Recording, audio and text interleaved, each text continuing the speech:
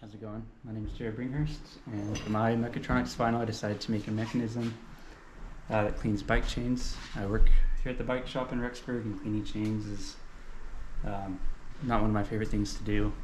It just takes a long time, and especially if the chain's really dirty, you just have to do a lot of passes. So I decided to make a mechanism that would speed up the process, make it less hassle overall, and hopefully get the chain pretty clean.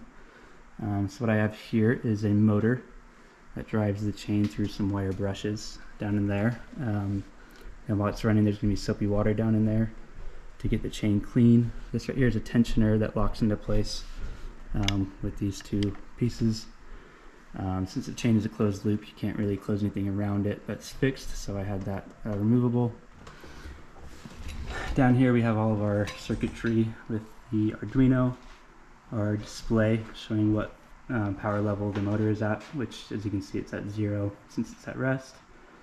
And then there's an electronic speed controller down there that allows me to change the speed on the motor. How I actually influence the motor is right here with this joystick by moving it that way to increase the power going to the motor, or that way to decrease. Right there we have an LED that shines through the acrylic body onto a photo sensor. And once the water is dirty enough that not enough light gets to the photo sensor, it'll blink, telling you that you need to change the water. My bicycle chain's pretty clean right now, so I don't think it'll get to that point. So I'm just going to simulate what that would be like really fast with just a wrench to get in the way of the light. And I'll just show you right here. So right there, the wrench is in the way of the light, causing it to blink pretty fast. Sometimes I've been using it, it'll blink occasionally, just through being used. But if it's kind of blinking and staying on, then I'm not too worried about changing the water. But if it's consistently blinking, then that's when I need to change the water. So I'm just gonna add some soap in there.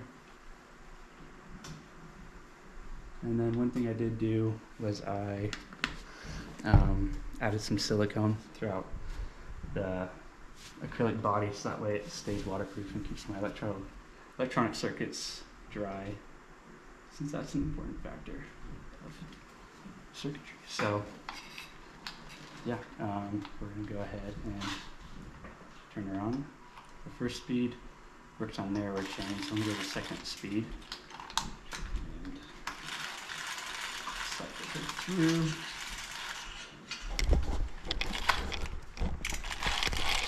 As you can see, it's going through pretty slowly. One